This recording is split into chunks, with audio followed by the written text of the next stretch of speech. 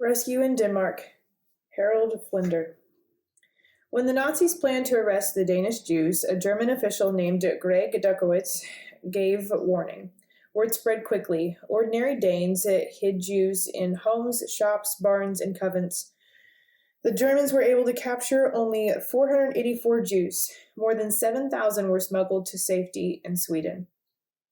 One escape route was organized by Dr. Karl Henry Koester, who recruited most of the staff at Bispebjerg Hospital to the rescue effort. Dr. Koester's most important opportunity to thwart the Germans came on October 7th, 1943. On that day, Ole Sescher, one of his medical students, paid him an unexpected visit. Our student group has discovered 40 Jews hiding out in the woods south of Copenhagen, said Sescher. We've made arrangements to have them taken by truck to some fishing boats tomorrow night, but there are quite a few Germans in the woods and we need a better place for the truck to make the pickup. Would it be possible for you to hide them here in the hospital for a couple hours until the truck arrives to get them? I'm sure we could, replied Dr. Koester, but how would you get them here? We've thought of that, replied Sescher. We'll stage a mock funeral, dress the Jews in black, and have them carry flowers while following a hearse through the Copenhagen to the cemetery on the hospital grounds. But the cemetery is small, commented Koester. You can't have the truck pick them up there. It'll be too conspicuous. We often have Germans, including Gestapo, on the hospital grounds. I suggest we keep them in the chapel until the truck comes for them. Perfect, said Sescher. We'll have a phony funeral procession go right from the front gate to the chapel. That's an excellent suggestion. You can expect the 40 Jews here first thing tomorrow morning.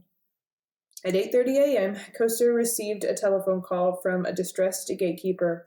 A whole bunch of Danes have just come in for a funeral, he said. Well, asked Koester, what's so unusual about that? We never have funerals here so early in the morning. Sometimes we do, said Koester. In the 35 years I've been gatekeeper, we've never had a funeral here so early in the morning.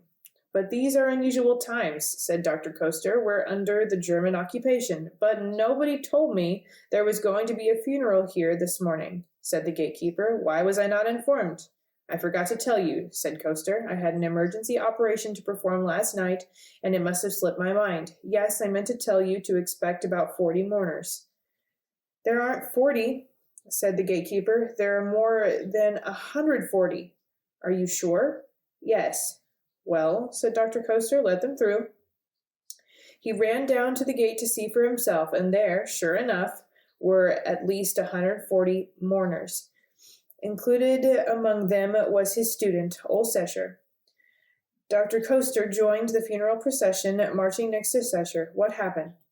Some of them told others, said Sescher. I couldn't very well tell any of them not to come, so here they are.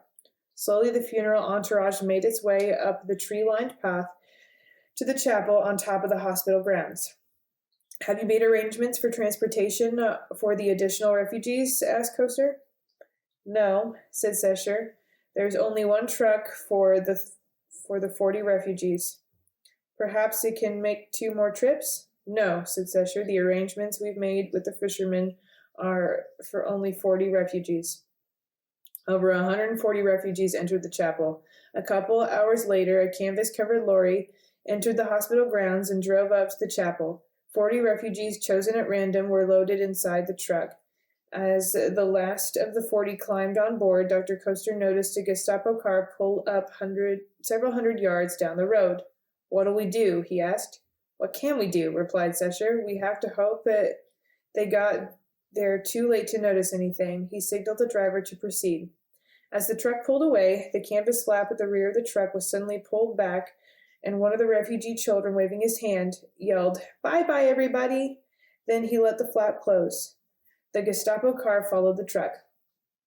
Dr. Alan Gameltoft, who had been working with Ole Sescher in rescuing the refugees, said, They might not have seen the refugees getting into the truck from the chapel, but they have seen the little boy waving goodbye. Maybe they didn't, said Sescher. Maybe they're still down the road when it happened. Then why are they following the truck now? Asked Dr. Gameltoft. We have better not take any chances. I'm going to get my automobile and ram the Gestapo car. I'll try to make it look like an accident. He jumped into his automobile and gave pursuit. Outside the hospital grounds, just as Dr. Gameltoft was about to slam his foot down on the accelerator and crash into the Gestapo car, it turned down another road. Returning to the chapel with good news, Dr. Gameltoft found Dr. Koester and Old Sescher engrossed in trying to decide what to do with the 100 refugees who had been left behind. They could not remain in the chapel. What was particularly distressing was that there was no way of knowing how long they would have to be kept on the hospital grounds. Obviously, it would take at least a day or two for arrangements to be made to have them taken to Sweden. Meanwhile, there were questions of housing and food. The doctors decided that the department of the hospital with the most room was the psychiatric building. It was also one of the least likely sections to be searched by the Germans. In groups of 2 and 3, with spacing of at least 5 minutes between each group, the refugees were led from the chapel to the psychiatric building. The following morning, Dr. Koester received another telephone call from the gatekeeper. More mourners.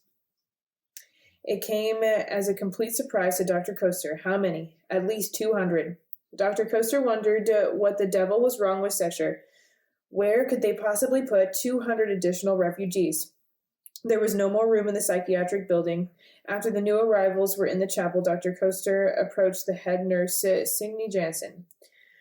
Do you think you might find room for some of these refugees in the nurses' quarters? I'll speak to my nurses, said Nurse Jansen.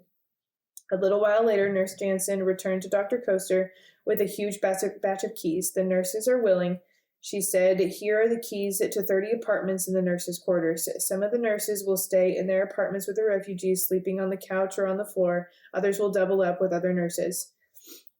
The 200 new refugees were taken to the nurses' quarters. Later that afternoon, Old Sescher showed up. He knew nothing about the new arrivals. It must have spread by word of mouth that Bispebjerg is a good place to hide, he said. That means we can expect even more refugees. I suppose so, replied Sescher. That evening, before curfew, an additional 100 refugees showed up. Dr. Koester was no longer distressed. Bispebjerg was a good place for the refugees to hide. They could sleep in the nurses' quarters and be fed from the hospital kitchen. All that remained were the arrangements that had to be made with the fishermen to take the refugees across to Sweden. In a matter of days, the Bispebjerg Hospital became one of the most important collection points for the refugees, with virtually the entire medical staff cooperating to save the lives of their fellow countrymen. The nurses put 130 apartments at the disposal of the refugees, and the only time head nurse Signe Jansen had complaints from her staff was when there were not enough refugees in the apartments. The nurses vied with each other in trying to help the Jews. Toward the end of October, the Germans increased their vigil at the Bispebjerg Hospital, and the rescue of the Danish Jews became more difficult. Occasionally, the Germans would raid the operating theater of the Bispebjerg Hospital, and when a doctor was found performing surgery on a Jewish patient, the Germans would machine gun to death patient, doctor, and everyone else in the room assisting the operation. One of Dr. Koester's closest friends, an outstanding surgeon, was killed in this fashion. One night, Dr. Koester's wife warned him that Gestapo officers were waiting for him at their apartment. Dr. Koester went straight to the home of his friend Peter Heering, owner of the well-known cherry Heering factory outside of Copenhagen. He remained in hiding there for 10 days, after which he was smuggled to Sweden aboard a schooner. In Stockholm, Koester contacted the British Embassy and offered his services to them as a doctor. The British Embassy arranged for him to get to London, like Niels Bohr, in the Bombay of an RAF Mosquito. While serving as a medical officer with the British Armed Forces, Dr. Koester was among the first to enter the Bergen-Belsen concentration camp in 1945. What he saw there convinced him more graphically than anything else possibly could that he had been right in helping to save the lives of those 2,000 Danish Jews. Because the entire medical profession stood together as a single unit in opposition to anti-Semitism, our efforts in behalf of our countrymen of the Jewish faith were that much easier, said Dr. Koester. We knew that the Germans couldn't arrest all of us.